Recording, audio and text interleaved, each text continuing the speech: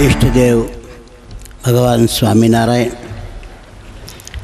આખા પ્રસંગના અધ્યક્ષ પરમ પૂજ્ય વિષ્ણુ સ્વામી, નવયુવાન વક્તા શ્રી શાસ્ત્રી હરિપ્રકાશદાસજી, વિવેક સ્વામી વગેરે અથાણા સ્વામીના મંડળના સંતો તથા ધામધામથી પધારેલા માનનીય વંદનીય સંતો અને યજમાન પરિવાર, નાના મોટા તમામ સત્સંગી બંધુઓ, ખરેખર કુબેરનગર મંદિરના રજત જયંતિ મહોત્સવ પ્રસંગે જ્યારે એટલા બધા સંતોના હરિભક્તોની ઉપસ્થિતિ છે, એમાંય પણ પૂર્વવક્તાએ કહ્યું કે જ્યારે કુબેરનગરનું મંદિર લક્ષ્મીનારાયણ દેવને સમર્પિત થઈ રહ્યું છે ત્યારે ખૂબ આનંદની વાત છે.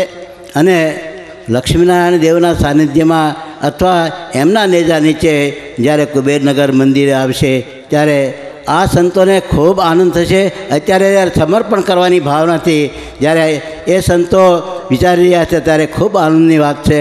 ભગવાન સ્વામિનારાયણ આ સંતોને ખૂબ જ સત્સંગની સેવાનું બળ આપે અને આવા નવા ઉત્સવો અને એમના પ્રતિ થતા રહે. વિશેષપણે કરીને તો અથડાવાળા સ્વામીના મંડળના સંતોએ લક્ષ્મીનારાયણ દેવનું આખું મંદિર સુવર્ણથી મઢી અને એમના ગુરુના પ્રત્યેનો સદભાવ વ્યક્ત કર્યો છે. એ સિવાય અત્યારે સારંગપુરની અંદર પણ કેવા મહોત્સવ અને વિકાસના કામ કર્યા છે એ પૂર્વ વક્તાએ આપણને કહ્યું, એ આપણે સાંભળ્યું છે. ભગવાન સ્વામિનારાયણને પ્રાર્થના કરીએ કે અમારા બધાય ગઢપુરના સંતો ગોપીનાથજી મહારાજને પ્રાર્થના કરે છે કે આ સંતને હંમેશાના માટે આવું નવું વિશેષ બળ આપતા રહે અને આવીને આવી સંસ્થાની સેવા કરતા રહે, લક્ષ્મીનારાયણ દેવના મંદિરની સેવા કરતા રહે અને કષ્ટભંજન દેવ હનુમાનજી મંદિરની સેવા દિન પ્રતિદિન કરતા રહે એવી ગોપીનાથજી મહારાજના ચરણમાં પ્રાર્થના કરી અને ગઢપુરના દરેક સંતો વતી પ્રાર્થના કરી વિરમું છું. સહેજાનંદ સ્વામી મહારાજ.